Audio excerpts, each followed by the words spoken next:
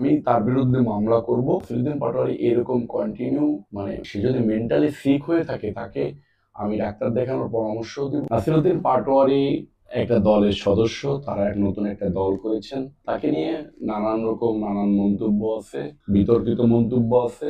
আমার কাছে মনে হয়েছে জাতীয়তাবাদী দল বিএনপি একটা বড় দল, এই দলের গুরুত্বপূর্ণ নেতাদেরকে নিয়ে সে কথা বলে নিজে ভাইরাল হওয়ার চেষ্টা করে এবং পাবলিকলি থাকার চেষ্টা করে।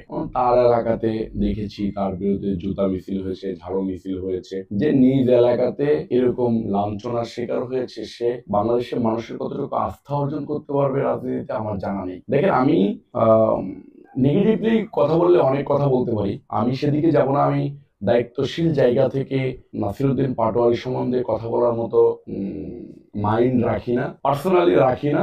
আমি তার সম্বন্ধে অনেক নেগেটিভ কথাবার্তা শুনেছি, বিভিন্ন কিছু খাইটায় বিভিন্ন জায়গা থেকে বিভিন্ন অকারেন্স করে থাকে। আসিফ নজরুলের বাসার একটা ঘটনা আছে, শুনেছি।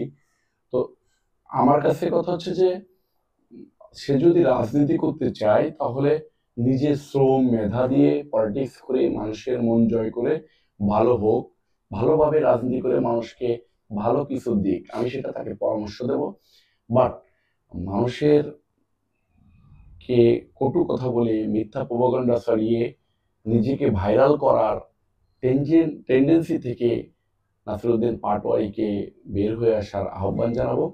আমি নাসিরুদ্দিন পাটোয়ারি যে মিথ্যা তথ্য, বিভ্রান্তিকর তথ্য বক্তৃতায় বলেছে এবং সেটা বিভিন্ন গণমাধ্যমে প্রচার হয়েছে, আমি সেটাতে অত্যন্ত ব্যথিত হয়েছি। এই কারণেই ব্যথিত হয়েছি যে মিথ্যা প্রপাগান্ডা ছড়িয়ে একটা রাজনৈতিক দলের কর্মী কিভাবে নিজেকে এস্টাবলিশ করতে চাই, এই ব্যাড টেন্ডেন্সি থেকে আমাদেরকে, রাজনীতিবিদদেরকে বের হয়ে আসতে হবে। না হলে সমাজ আমাদের কাছ থেকে কি শিখবে?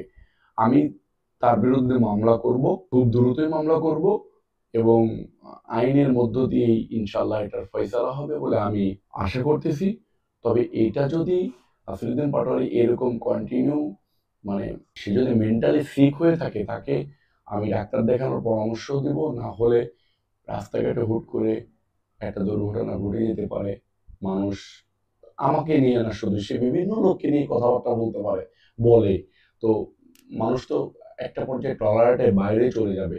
যে কোনো প্রকার কোনো দুর্ঘটনা ঘটলে, দুর্ঘটনা বলতে হয়তো কেউ একটা চট থাপ্পড় দিল বা পাগল ভেবে রাস্তায় বেঁধে রাখলো, গাছের সাথে বেঁধে রাখলো, এটা রাজনীতিবিদদের জন্য এটা একটা মানে অপমানজনক ব্যাপার হবে।